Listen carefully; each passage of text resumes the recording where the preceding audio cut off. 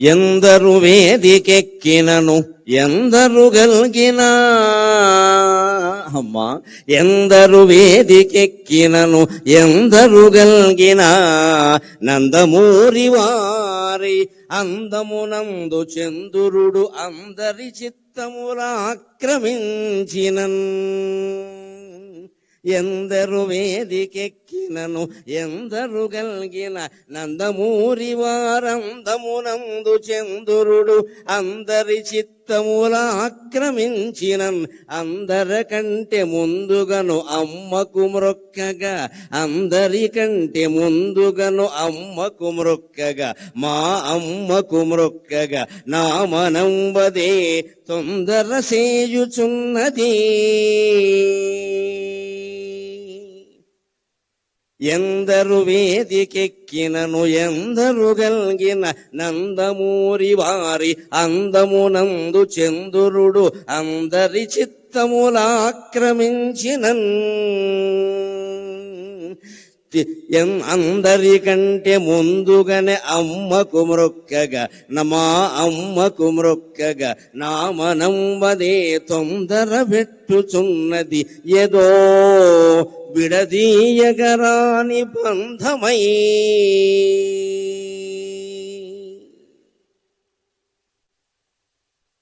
ఎన్టీఆర్ అంటేనే ఎన్ అంటే nationality, T అంటే తెలుగు, ఆర్ అంటే రసస్ఫూర్తి. ఈ మూడు కలిపిన మహానుభావుడు ఎన్టీఆర్. ఒక జాతీయవాదం ఎట్టి పరిస్థితుల్లోనూ భారతీయులలో విభజనకి విభేదాలకి ఆ పెద్ద మనిషి ప్రాణం పోయే వరకు అంగీకరించలేదు. దైవభక్తి ఆయనకి ఎంత ఉందో దేశభక్తి అంతకంటే ఎక్కువగా ఉంది ఆయనకి.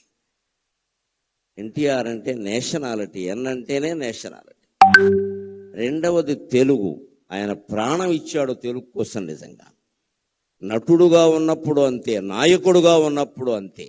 పెట్టిన ప్రతి పథకానికి ముందు తన పేరు గాని, తండ్రి పేరు గాని, కొడుకు పేరు గాని ఏమీ పెట్టుకోవాలా. తెలుగు తెలుగు తెలుగు తెలుగు. తరువాత ఎవ్వరు ఆ పథకాన్ని కొనసాగించినా ఎటువంటి ఇబ్బంది లేకుండా తెలుగు జాతి అంతా పరవశించే విధంగా ప్రతి పథకానికి తెలుగు అని పేరు పెట్టాడు ఆయన. ఎవ్వరూ దాన్ని మార్చవలసిన అవసరం లేదు, ఆలోచనే రాదు. అంత భక్తి, అంత ప్రేమ తెలుగు అంటే ఆయనకి. ఇక మూడవది రసస్ఫూర్తి. ఇది చాలా మందికి తెలియదు. అందరూ నటులు కాలేరు, అందరూ కవులు కాలేరు, పండితులందరూ వక్తలు కాలేరు, పండితులందరూ అవధానులు కాలేరు. రకరకాలు, కొందరు అవుతారు, కొందరు అవ్వరు. కారణం రసస్ఫూర్తి తెలియకపోవడం. నేను ఇన్ని పుస్తకాలు చదివాను అంటే ఉపయోగం ఏం లేదు. నువ్వు దాన్ని జనంలోకి పంపడానికి ఏ టెక్నిక్, ఏ సాంకేతికత, ఏ నైపుణ్యం అవలంబించావు అన్నది ఎన్టీఆర్ సినిమాలు చూస్తే చాలు మనకు అర్థమైపోతుంది ఖచ్చితంగా. అద్వితీయమైన సంభాషణలు. మామూలుగా ఇప్పటి నటులెవరూ పలకలేరు, బహుశా అసలు వెనకాల ఉంటే తప్ప. నవఖండ భూమండలాధిప మకుట తట ఘటిత మణిగణ నీరాజిత నిజపాద పంకేరుగుండనే అన్నాలంటే ఇప్పుడు వాళ్ళకి వారం రోజులు కావాలి, తర్వాత ఉపవాసం కూడా వస్తుంది. రాసిన వాడు చావాలి, డైరెక్టరు చావాలి, వీడికి రాదు ఇది. ఈ లోపు ఏమన్నా పిలిపించాలి. ఇటువంటి సంభాషణలు పేజీల కొద్దీ ఉండే వాటిని ఆ మహానుభావుడు ఒక్కసారి చూసి, నేను చెబుతా, మీరు అక్కడ కూర్చోండి, కాస్త టీ తాగండి అని చెప్పి ఆయన టీ తాగేలోగా ఈయన కంఠస్థం చేసి మొత్తం చెప్పేసేవాడండి. అది ఎన్టీఆర్ అంటే, అది ఎన్టీఆర్ అంటే. ఆ రసస్ఫూర్తి. నీకు విద్య తెలియగానే ఉపయోగం లేదు. ఇవాళ యువతరం ప్రత్యేకంగా నేర్చుకోవాలి. నేను బీటెక్ చదివా, ఎంటెక్ చదివా, ఏదో చేశా అని కాదు. నీ విద్యని జనంలోకి పంపించే విధానం నీకు తెలియాలి అంటే ఎన్టీఆర్ నటించిన ఒక్క సినిమా చూసినా నీకు ఉద్యోగం వస్తుంది ఖచ్చితంగా, నీకు ఉద్యోగం వస్తుంది. కానీ ఆ పాత్రలని జనంలో ముద్ర పడిపోయేలా చేయగలిగాడు అంటే రామునిలో ఉండే రసస్ఫూర్తిని, కృష్ణుడిలో ఉండే రసస్ఫూర్తిని, ప్రతినాయక పాత్రల్లో ఉండే కూడా రసస్ఫూర్తిని జనానికి అందించగలిగిన ఏకైక నటుడు ఎన్టీఆర్. ఆయన దేశభక్తి గుండెల్లో ఆయన నిండా ఉండబట్టే ఆయనకి దొరికిన మొట్టమొదటి చిత్ర అవకాశం పేరు మన దేశం. ఎంత ఆశ్చర్యం! ఎవరినైనా మీరు నటించిన మొదటి సినిమా చెప్పండి అంటే మట్టి కొండ అని చెబుతాడు ఎవడో ఒకడు. అంతకంటే ఏముంటుంది, ఆయనకి ఆ ఛాన్స్ రావడమే గొప్ప. కాబట్టి ఆయన అంతరాత్మ ఎంతగా దేశం గురించి ఘోషించింది అంటే, ఆయనకి మొట్టమొదట పోలీస్ అధికారిగా అవకాశం వచ్చిన సినిమా కూడా మన దేశమే. నువ్వు దేశం కోసం పుట్టావు, నువ్వు దేశం కోసం పుట్టావు అని వారి తల్లిదండ్రులు వారిని ఆదేశించినట్టుగా వారికి మన దేశం అనే సినిమాలో మొట్టమొదటి అవకాశం వచ్చింది. ఏ పాత్ర వచ్చినా ఇది హీరో పాత్ర, జీరో పాత్ర, ఇంకోట, దీని ప్రాధాన్యం ఏమిటి అని ఆలోచించకుండా తన పాత్రకి న్యాయం చేసిన వ్యక్తి ఎన్టీఆర్ అంటే ఖచ్చితంగా.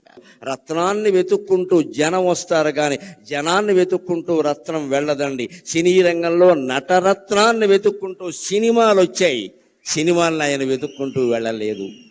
ఇవాళ యువతరం ఎన్టీఆర్ నుంచి నేర్చుకోవలసింది ఉద్యోగ అవకాశాలు మిమ్మల్ని వెతుక్కుంటూ రావాలి, మీరు వాటిని వెతుక్కుంటూ వెళ్ళడం పెట్టండి. యధవ కర్మ అంటారు దీన్ని.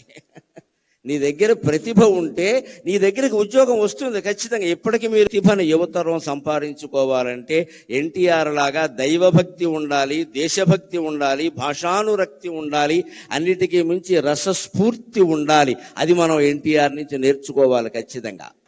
మన దేశం అనేటువంటి పాత్రతో ఆయన సినిమా రంగంలో కాలు పెట్టారు. దేశభక్తికి నిదర్శనం అదృష్టం తరుముకుంటూ ఆయన్ని వచ్చింది. అదృష్ట దేవత, దురదృష్ట దేవత రెండూ ఎప్పుడూ తలుపు తడుతూనే ఉంటాయండి. గ్రహించాలి అందరూ కూడా. రెండూ తలుపు తడుతూనే ఉంటాయి. కాలింగ్ బెల్లకి మంచి చెడ్డ తెలియదు, ఎవరు నొక్కినా మోగుతుంది. కానీ అదృష్టానికి దురదృష్టానికి తేడా ఏమిటంటే, అదృష్ట దేవత తలుపు కొడుతుంది, నువ్వు వెంటనే తీయకపోతే వెళ్ళిపోతుంది. శని దేవత ఉంది, తలుపు కొట్టి అక్కడే జుట్టు విరబోసుకుని నూనె రాసుకోకుండా కూర్చుంటుంది. నువ్వు తీసే వరకు కూర్చుంటుంది. అర్ధరాత్రి తీస్తే అర్ధరాత్రి వస్తుంది ఖచ్చితంగా. ఎందుకంటే నిన్ను పట్టుకోవాలని దానికి ఆసక్తి. గ్రహించుకోవాలి. అదృష్టం తలుపు తట్టినప్పుడే మనం తలుపు తెరవాలి ఖచ్చితంగా. మా గురువు గారిని ఎంతో గౌరవంగా చెప్పుకునేవారు. ఎస్ఆర్ఆర్ అని సివిఆర్ కాలేజీలో చదువుకున్నారు ఆయన. ఆ గురువు నుంచి ఆత్మాభిమానాన్ని, పాండిత్యాన్ని రెండూ గ్రహించాడు కాబట్టి ఆయన రారాజులా వెలిగాడు ఆయన. మన దేశమున పాదముని నట పద్మశ్రీ పురస్కారి. నటనలో ఆయన పద్మశ్రీ పురస్కారాన్ని పొందారు. బహుశా రాజకీయాల్లో ప్రవేశించకుండా ఉంటే భారతరత్న 20 ఏళ్ల క్రితం వచ్చుండేది ఆయనకి, అనుమానం ఏమీ లేదు. మన దేశ రాజకీయాల్లో ఉండే కలుషిత వాతావరణం కారణంగా ఒక్కసారి రాజకీయాల్లోకి వెళ్ళాడు అంటే ఆయనలో ఇంకా ఎంత ప్రతిభ ఉన్నా ఎవరూ గుర్తించరు. అది లెక్క. అది అనేక రకాల పక్షపాతాలన్నీ వచ్చేస్తాయి. అందువల్ల రాలేదు తప్పితే ఇప్పుడు ఎవ్వరూ అడగవలసిన అవసరం లేకుండా యావత్ భారతానికి ఆయన రత్నమే, అనుమానమేం లేదు, అందులో అనుమానమేం లేదు. కొన్ని మహాభారతం తెలుసుకున్నా మహాభారతంలో ఆయన ధరించిన పాత్ర లేదు. ఆ రకంగా కూడా భారతరత్నమే ఆయన. ఆ రాజకీయాల్లో చేరడం కారణంగా పద్మశ్రీతో ఆగిపోయాడు కానీ లేకపోతే ఏ బిరుదైతే సరిపోతుందండి ఆయనకి. కానీ అది సోల్ ఆయన నటన వైభవానికి. అదే నాకు పద్మశ్రీ వచ్చి 2022 మార్చి 21వ తేదీన నేను పద్మశ్రీ ఎందుకున్నాక నరేంద్ర మోడీ గారు నన్ను పలకరించడానికి వచ్చినప్పుడు నేను ఎంత ఆనందం పొందాలి అంటే, నేను అభిమానించే మహానటుడికి వచ్చిన పద్మశ్రీ ఈనాడు నాకు వచ్చింది కదా అనుకున్నాను. నేను ఈనాడు నాకు వచ్చింది కదా అనుకున్నాను. అంత ఆశీర్వచనం, అంత అభినందన ఉద్దేశ్యం కలిగిన వాడు ఆయన. ఆయన అభినందన అంటే ఆశీర్వచనమే, ఆయన ఆశీర్వచనం అంటే అభినందనే, వేరే ఏమీ ఉండదు. నేను ఒక గొప్ప ఉదాహరణ నన్ను ఆయన ఆశీర్వదించింది జరిగింది కొద్దిసేపట్లో చెబుతాను. సినిమా భాషలో చెప్పాలంటే త్వరలో విడుదల అన్ని ముఖ్య కేంద్రాల్లో.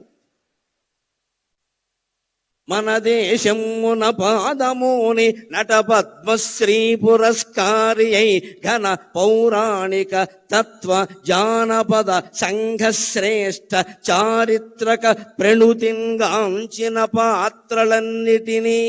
పౌరాణిక పాత్రల్లో ఆయన వెయ్యని పాత్ర లేదు. నాయక పాత్రలు, ప్రతినాయక పాత్రలు అన్నీ దున్నేశాడు, అనుమానమే లేదు. ఇంకా అసలు అవి పైగా మామూలుగా వెయ్యడం కాదు, అభిరుచి కొద్దీ వెయ్యడం కాదు, వేస్తే ఆయనే వెయ్యాలి, ఇంకెవడూ పనికిరాడన్నంత ఇదిగా వేశాడు మహానుభావుడు నిజంగాను. ఇందాక వేద పండితులు అటు ఇటు నుంచుని వేదం చదివారు, గమనించండి. రావిపాటి సత్యనారాయణ గారికి వచ్చిన పుణ్యప్రదమైన ఆలోచనకి నేను చేతులెత్తి నమస్కారం చేస్తున్నాను వారికి.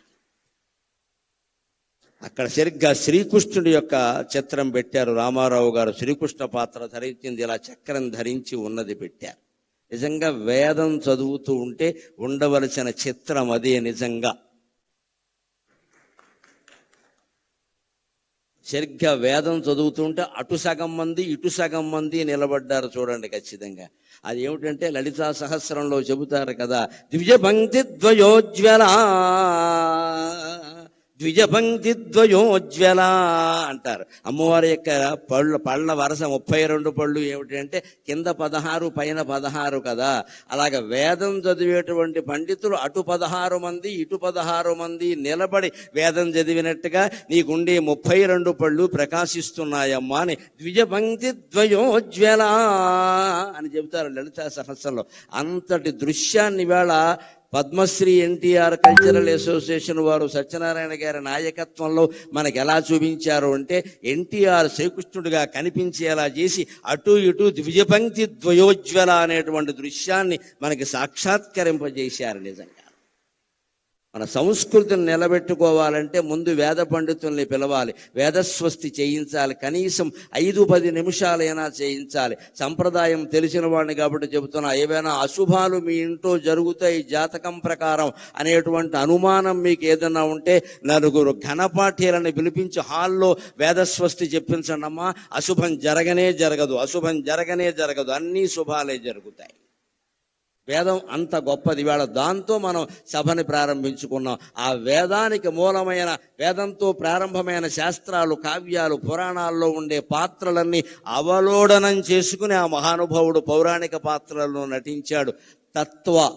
తత్వవేత్తల పాత్రలు, పోతులూరి వీరబ్రహ్మేంద్ర స్వామి గారి పాత్ర ఎలా నటించాడు. నా భూతో నా భవిష్యతి, వదలడు, అన్ని గులీబకావళి కథ, అన్నీ ఇంకా మొత్తం జానపద చిత్రాలు, రాజులకు సంబంధించిన చిత్రాలన్నింటిలోనూ ఆయనే మహారాజుగా, సేవకుడు దగ్గర నుంచి మహారాజు వరకు అన్ని పాత్రలు వేశారు. సంఘశ్రేష్ఠ సాంఘిక పాత్రల్లో కూడా తక్కువ తినలేదండి ఆయన. చిరంజీవులలో ఆయన పాత్ర ఎటువంటిది, నిజంగా ఆ గుడ్డివాడుగా నటించడం అనేది మరొకటికి సాధ్యం అయ్యే విషయమా. ఉమ్మడి కుటుంబం, తల్లా పెళ్ళామా, కోడలు దిద్దిన కాపురం లాంటి సినిమాలు ఎటువంటివి. ఈవేళ మళ్ళీ యువతరానికి కొత్తగా పెళ్ళైన వాళ్ళకి తల్లా పెళ్ళామా అనే సినిమా చాలా అవసరం. ఈవేళ మళ్ళీ వస్తే బాగుండు ఆ సినిమా అనిపిస్తుంది. కోడలు దిద్దిన కాపురం కూడా చాలా అవసరం. ఈవేళ కోడళ్ళు కాపురాలు దిద్దట్లేదు, కంప్యూటర్లో దిద్దుకుంటున్నారు కూర్చుని. అందుకని కోడలు దిద్ది, ఇవాళ ఉమ్మడి కుటుంబాలు లేవు, అన్ని మడి కుటుంబాలు, దడి కుటుంబాలు, విడి కుటుంబాలే. అసలు కుటుంబం ఎక్కడుంది? పోయింది, టొంబం మిగిలింది ఇక్కడ. ఇప్పుడు అర్ధాంగులు తక్కువ, ఆర్డర్ పెట్టేవాళ్ళు ఎక్కువ. నమశివాయ నమశివాయ. అర్ధాంగం ఎందుకంటే ఆర్డర్ పెట్టడానికి, నేను ఆర్డర్ పెట్టుకుంటా, నీకేమో ఆర్డర్ పెట్టమంటా అంతే. మీకు ఇంకా గుంటూరులో కాపురాలు ఏమైనా ఉన్నాయేమో కానీ మాకు హైదరాబాద్లో కాపురాలు లేవు. హైదరాబాద్లో కాపురం చేస్తున్న దంపతులు కాదు, స్విగ్గీ జొమాటో, అది వాళ్ళే కాపురం చేస్తారు. స్విగ్గీ భార్య, జొమాటో భర్త, ఇందులో వీళ్ళకి 2 పిల్లలు ఉంటారు. ఒకళ్ళు పొటాటో, ఒకళ్ళు టొమాటో. మగ పిల్లలు కాస్త గట్టిగా ఉంటారు కాబట్టి పొటాటో, ఆడపిల్లలు మెత్తగా ఉంటారు కాబట్టి టొమాటో. స్విగ్గీ జొమాటోలు కాపురం చేస్తున్నాయి కానీ పిల్లలు ఎవరు కాపురాలు చేయట్లేదండి. హైదరాబాద్లో ప్రతిరోజు ఆర్డర్ పెట్టడమే. ఆర్డర్ పెట్టడానికి పెళ్ళి ఎందుకండి, పని లేక కంప్యూటర్ ఉంటే చాలు ఇక్కడ. అలా తయారైన మన సమాజానికి వేళ రామారావు గారు నటించిన ఉమ్మడి కుటుంబం, తెల్లా పెళ్ళామా, కోడలు దిద్దిన కాపురం, రైతు బిడ్డ లాంటి సినిమాలు మళ్ళీ రావాలండి. మళ్ళీ రీ రిలీజ్ కావాలండి. రైతు బిడ్డ సినిమా ఇప్పుడు మళ్ళీ విడుదలైతే ఆయన నాగలి పట్టుకుని భుజం మీద ఉన్న దృశ్యం చూస్తే మళ్ళీ గుంటూరు జిల్లా నుంచి అమెరికా వెళ్ళిన వాళ్ళందరూ వచ్చి వ్యవసాయం చేస్తారండి. నాకు ఆ నమ్మకం ఉంది ఖచ్చితంగా. మగాడంటే ఎలా ఉండాలరా, మనిషి అంటే ఎలా ఉండాలరా అని చెప్పి అమెరికా వెళ్ళిపోయిన వాళ్ళందరూ వచ్చి వ్యవసాయం చేస్తారండి ఖచ్చితంగా. సినిమాల ప్రభావం సామాన్యమైనది కాదండి. సినిమా చాలా పవర్ఫుల్ మీడియా, చాలా శక్తివంతమైన ప్రసార సాధనం. అది దాన్ని ప్రజా సంక్షేమం కోసం, దైవభక్తి పెంచడానికి, దేశభక్తి పెంచడానికి ఉపయోగించుకున్న మహానటుడు ఎన్టీఆర్. ఆయన స్వార్థం కోసం ఆయన నటించలేదు, ప్రజల్లో విలువలు పెరగడానికి నటించారు. అందుకే ఇందాక సత్యనారాయణ గారి ప్రసంగంలో మీరు విన్నారు, వాళ్ళు అసోసియేషన్ పెట్టాక ఆయన్ని పిలిచి సన్మానం చేస్తే, ఏమిటయ్యా అసోసియేషన్ ఊరికి సినిమాలు చూస్తూ కూర్చుంటారా, ప్రజలకు ఏమైనా చేయండి అన్నట్టే. సమాజానికి ఏమైనా చేయండి. నన్ను పొగుడుతారు, ఊరికే నా సినిమాలు చూడడం బోళ్ళు మంది ఉన్నారు చూసేవాళ్ళు. సమాజానికి ఏమైనా చేయండి. ఈ మాట ఎవడంటాడండి? నిస్వార్థంగా ఉన్నవాడు మాత్రమే అనగలగడమ్మా.